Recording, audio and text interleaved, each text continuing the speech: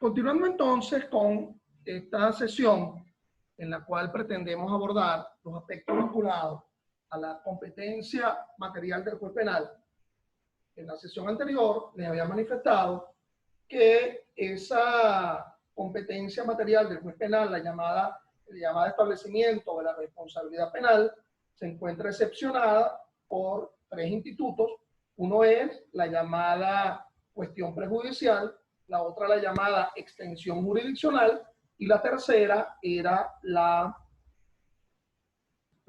cuestión prejudicial, extensión jurisdiccional y la jurisdicción constitucional. Esa jurisdicción constitucional, por favor apaguen los micrófonos, esa jurisdicción constitucional en la cual comporta a su vez el llamado control concentrado, el control difuso y el amparo. En nuestro caso estaríamos hablando del llamado amparo penal. A ver, vamos a ubicarnos de nuevo en contexto. ¿Qué quiero yo hablar con respecto al tema de las excepciones a la competencia material? Es que el juez penal, además de establecer la responsabilidad penal, de vez en cuando asume competencias materiales que le pertenecen a otra jurisdicción, como en el caso del amparo. El amparo como un procedimiento constitucional. Mis estimados, tres son los tipos de amparo que ustedes deben tomar muy en cuenta y que van a ser conocidos por jueces penales como excepción, de nuevo repito, a la llamada competencia material del juez penal. El primero es el habeas corpus, amparo en restablecimiento de la libertad y de la seguridad personal. Ese amparo, habeas corpus, el restablecimiento de la libertad y de la seguridad personal, le corresponde materialmente a el juez de control, ¿ok? Bien sea un juez de control, ¿verdad? Estadual, es decir, por circuito, o sea un juez de control de instancia municipal. Alguien está siendo privado de su libertad o se amenaza su seguridad. Y ello es por una circunstancia de carácter penal. Ahora bien, esa privación de la libertad no surge de una decisión judicial. Porque si surge de una decisión judicial, como por ejemplo una medida judicial preventiva, privativa de libertad, una orden de aprehensión o una sentencia condenatoria, no es posible recurrirla por el amparo de habeas corpus. El habeas corpus solamente es posible frente al restablecimiento, frente a la pérdida de la libertad o una amenaza de la seguridad personal realizada por una circunstancia fáctica. Es decir, el mal uso de una actuación policial, por ejemplo, pero no a partir de una decisión judicial. No es impugnable una decisión judicial por la vía del habeas corpus, el amparo al restablecimiento de la libertad y de la seguridad personal. Pero, profesor, si esa decisión judicial que ordena la privación de la libertad incumple con la Constitución, espérate, ya tendrás tu mecanismo, ya tendrás tu recurso, pero por el habeas corpus no es posible. Repito, ese le corresponde conocer al Tribunal de Control, ¿ok? El Tribunal de Control del sitio en donde se halla, del circuito en donde se dé la ilegal privación de la libertad o se prefigure la amenaza a la seguridad personal. Por cierto, si es por un delito aparentemente menos grave, es decir, que no supere a los 8 años en su límite máximo, eso le corresponderá a los tribunales de control de instancia municipal, en los circuitos en donde haya. Hay circuitos en donde no existe, entonces le corresponderá al tribunal de control por el circuito. Por cierto, las decisiones en materia de amparo de habeas corpus pueden ser apeladas por ley orgánica de amparo. En este caso le corresponderá a la Corte de Apelación de ese circuito en donde dictó la decisión en materia de habeas corpus el Tribunal de Control. Segundo amparo, el llamado amparo penal. En este amparo penal no está metido un tema de privación de la libertad o de amenaza a la seguridad, pero el hecho está vinculado a un delito, está vinculado a un proceso penal. y yo no cuento con un medio ordinario para poder impugnar esa circunstancia. Esa circunstancia puede ser por una decisión judicial o por un acto de investigación, un acto de parte. ¿Ok? Lo primero que tendría que identificarse es que está afectando la Constitución. Ese amparo le corresponde su conocimiento al juez de juicio penal. ¿Ok? Amparo penal en donde no esté vinculado el tema de la amenaza o de la seguridad personal, ni tampoco el hecho lacerante provenga de una decisión judicial. Porque si proviene de una decisión judicial, tú tienes el medio ordinario, que son los recursos. Tercer tipo de amparo. Amparo contra decisión judicial. Pues sí, quien está lacerando la Constitución, afectando la Constitución, es un juez con una decisión. De paso, en el catálogo de recursos establecidos en el Código Orgánico Procesal Penal, no se establece un medio ordinario para poder impugnar esa decisión. No existe un medio ordinario. Al no existir, por lo tanto, lo único que me queda es la acción de amparo contra esa decisión. Un ejemplo, ¿ok? El artículo 250 del COP, aquel que establece que frente a la negativa a modificar o revocar una medida cautelar no existe recurso. Oye, no existe recurso, pero es que esta persona ha estado privado de la libertad 3 años, lo cual supera abiertamente el principio de proporcionalidad que establece el artículo 230 del COP, en la cual el máximo tiempo en la cual alguien puede estar privado de la libertad sin que se inicie el juicio serían 2 años, o por lo menos el límite inferior de la pena imputable por ese delito, lo que ocurra primero, conforme al artículo 230 del COP, principio de proporcionalidad. Claro, no existe, la propia norma establece que no existe un medio, ¿okay? Pero entonces yo debo acudir al amparo ante la inexistencia de un medio ordinario a los fines de resolver esa situación jurídica violada. Con esto, mis amigos, culmino con lo de la competencia material. Vamos a hablar de otra competencia, ¿ok? La llamada competencia en razón del territorio. Esa competencia en razón del territorio está francamente vinculada a un principio que se denomina locus comissi delicti, que viene parte también del principio del principio de territorialidad. Es decir, lo que quiero yo abordar aquí es que el tribunal que es competente en razón de territorio es el tribunal del circuito en donde se haya cometido el delito. Esto lo describe abiertamente, pues, el Código Orgánico Procesal Penal, la llamada competencia en razón del territorio.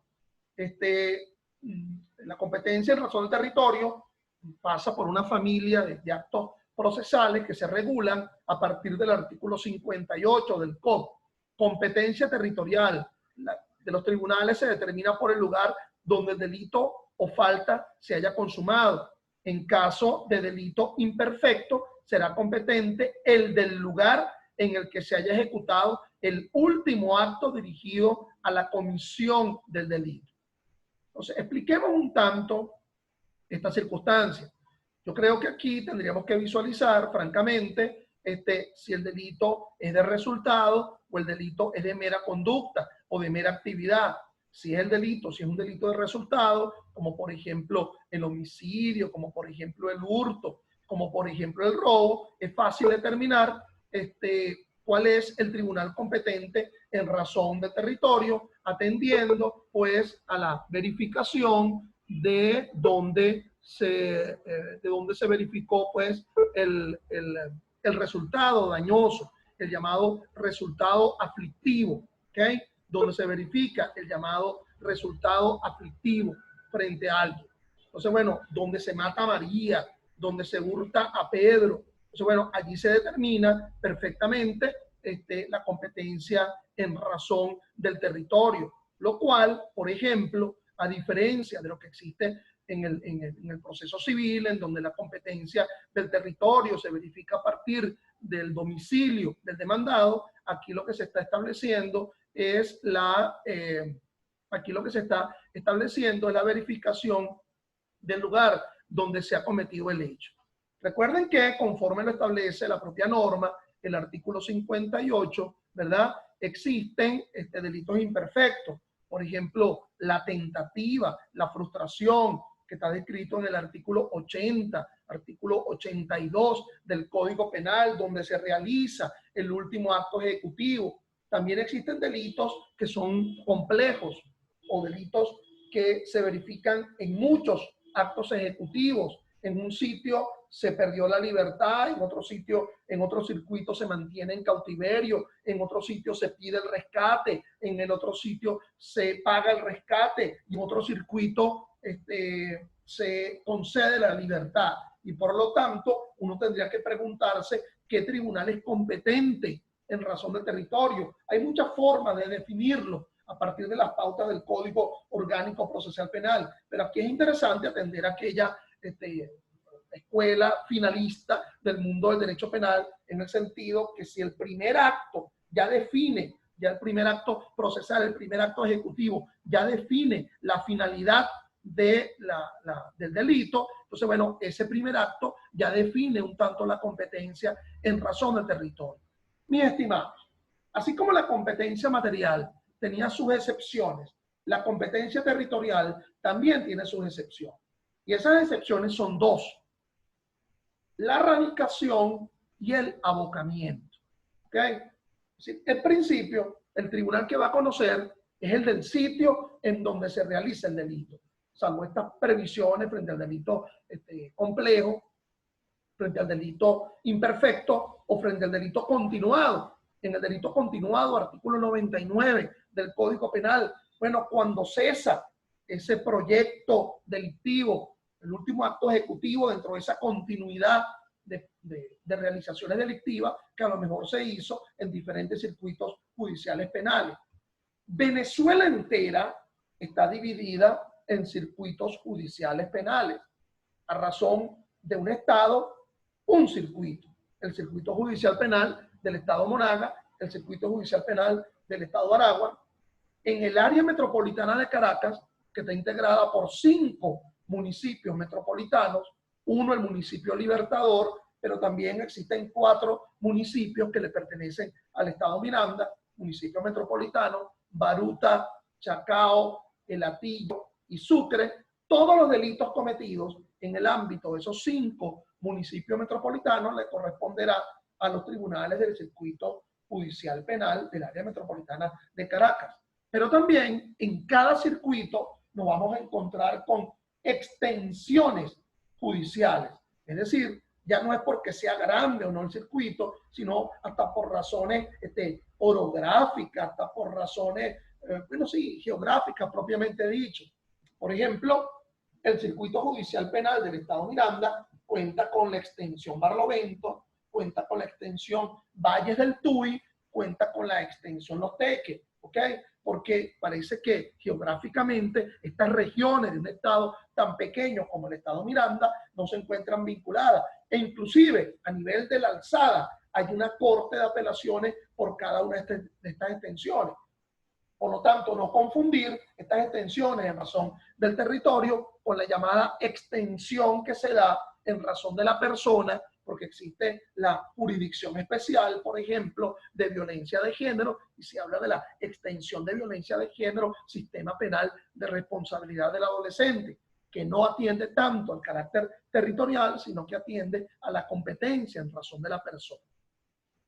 Yo les decía que esta competencia territorial cuenta con 2 excepciones fundamentales: la radicación y el abocamiento.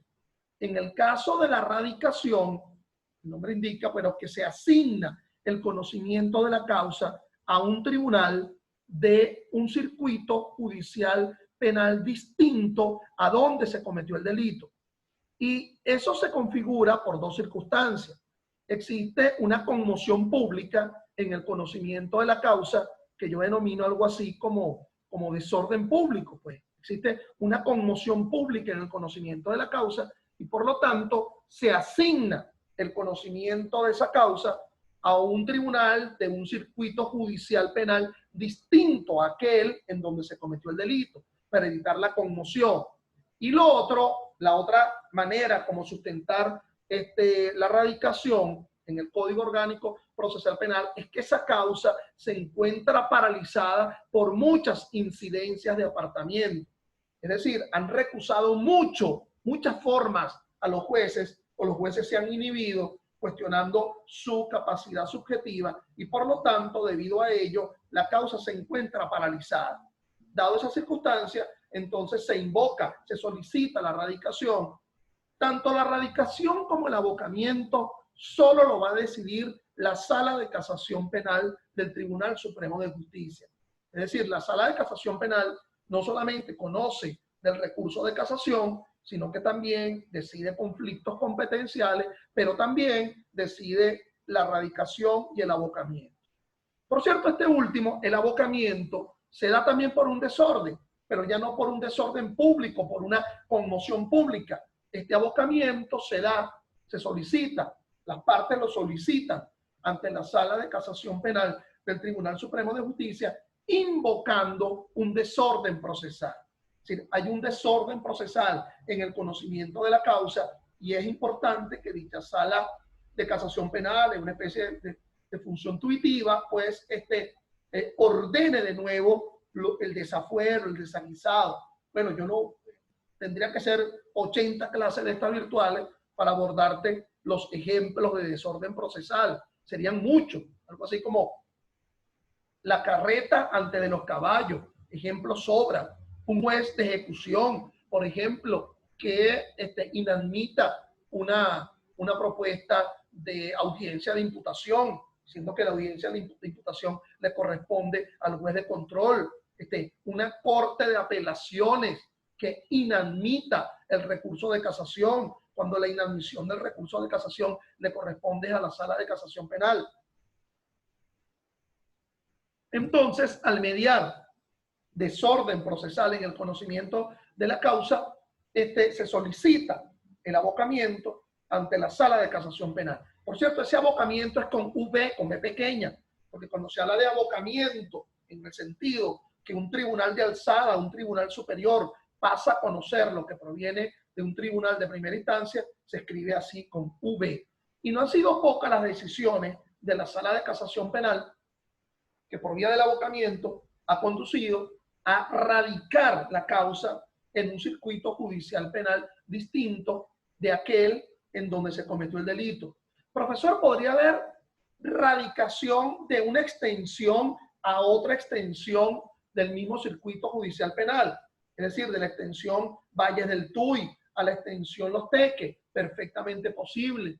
Pudiera haber la radicación de una causa cometido el delito en la extensión Maracaibo a la extensión Santa Bárbara del mismo circuito judicial del estado Zulia.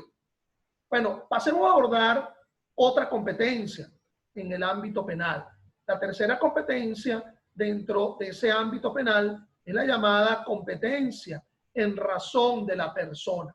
Esa competencia en razón de la persona precisa establecer la existencia de un fuero procesal. Es decir, si no hay fuero procesal, la causa le corresponderá su conocimiento a la jurisdicción ordinaria. Si existe fuero procesal con F, fuero procesal, es una prerrogativa de enjuiciamiento diferenciado, le corresponderá el conocimiento, por lo tanto, al tribunal de la jurisdicción penal especial. 4 serían esos ejemplos de jurisdicción penal especial por la existencia de un fuero. El primero sería la jurisdicción del sistema penal de responsabilidad de adolescentes, es decir, ese que está regulado en la Ley Orgánica de Protección de Niños, Niñas y Adolescentes. Adolescente que comete delito, adolescente que ha cometido delito teniendo entre 14 y menos de 18 años, por la reforma 2015, ¿verdad?, de la LOMNA, en la cual se hizo irresponsable aquellos adolescentes entre 12 y menos de 14 años, porque son adolescentes etariamente, como lo define la LOMNA. Ya con respecto a los niños, es decir, hasta 12 años, existe la inimputabilidad por minoridad que se describe del propio Código Penal. Entonces, sistema penal de responsabilidad de adolescente, tribunales de control, de juicio, de ejecución en cada uno de los circuitos que va a asumir el procedimiento especial frente al adolescente que teniendo esa condición etaria, esa condición de edad, en esa condición etaria cometió delito. No, pero es que ahora yo alcancé la mayoría de edad, correcto, pero cometiste el delito teniendo entre 14 y menos de 18 años. Eso le corresponde a la jurisdicción especial del sistema penal de responsabilidad de adolescente, cada circuito con ese tipo de tribunal. La segunda de ese ejemplo de la jurisdicción penal especial es la jurisdicción de violencia de género, que está descrito en la ley orgánica sobre el derecho de la mujer a una vida libre de violencia.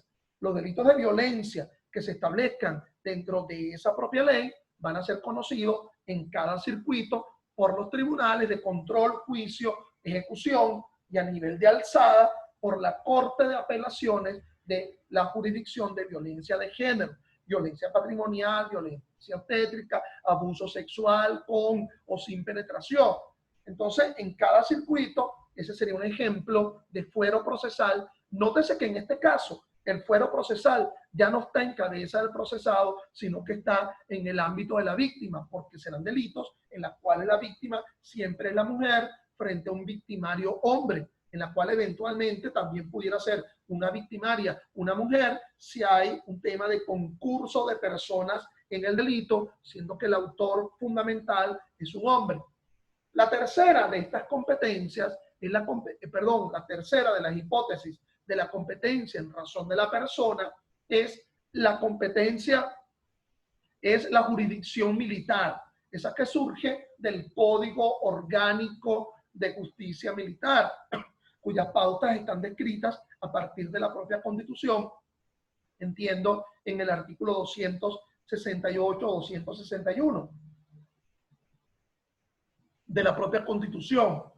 Cuando se hable de jurisdicción militar, estamos hablando de tribunales cometidos en el ámbito castrense, y ya en mi página, en mi canal YouTube, Ángel Serpa Ponte, existe toda una disertación mía sobre la jurisdicción militar, donde ustedes pueden profundizar el nivel de explicación.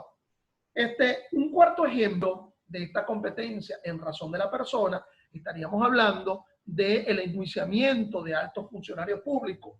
Esos altos funcionarios públicos que han cometido delitos y que se describen en el artículo 266, numeral 2 de la Constitución, el presidente de la República, y 266, numeral 3, los otros altos funcionarios públicos que son cabeza de los poderes públicos nacionales y que hayan cometido delitos, van a ser enjuiciados por la Sala Plena del Tribunal Supremo de Justicia.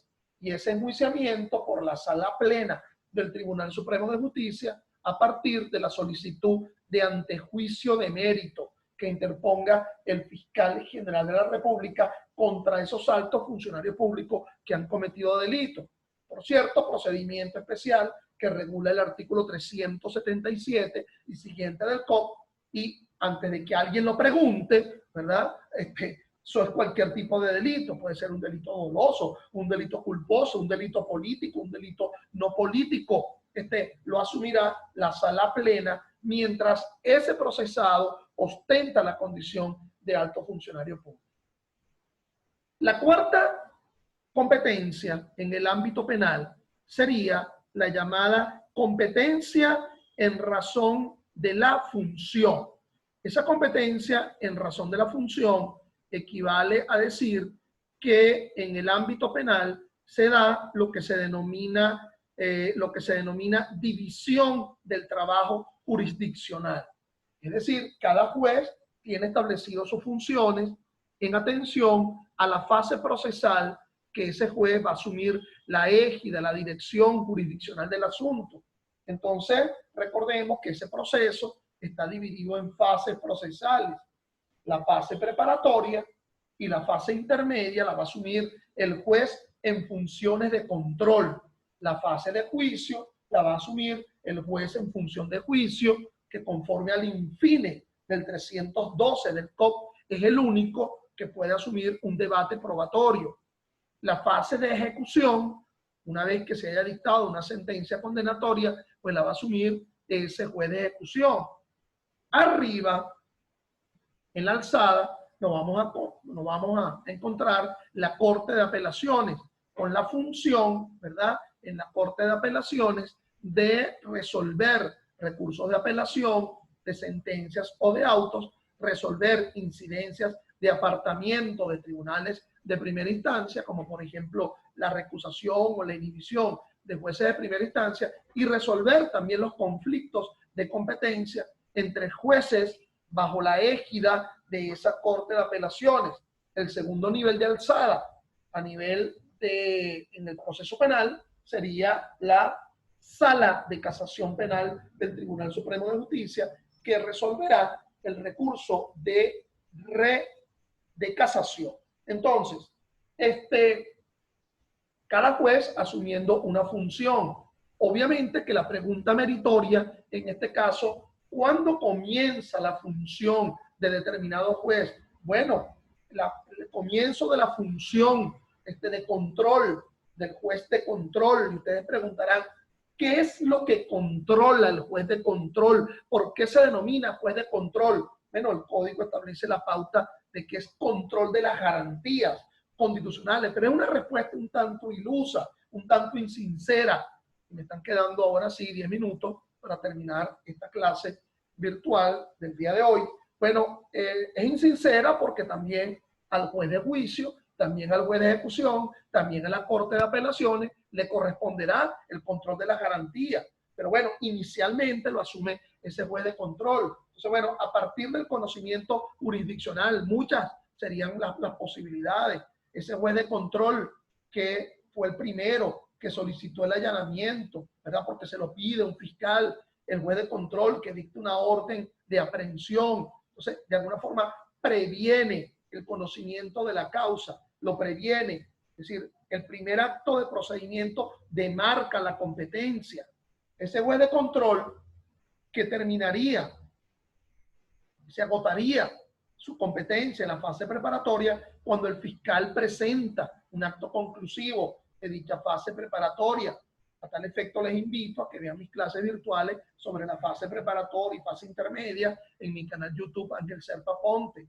Entonces allí ese juez en funciones de control asumiría el conocimiento de otra fase, la fase intermedia, cuando se presenta la acusación como acto conclusivo y conforme al 309 y conforme al 176 del COP se inicia otra fase, la fase intermedia.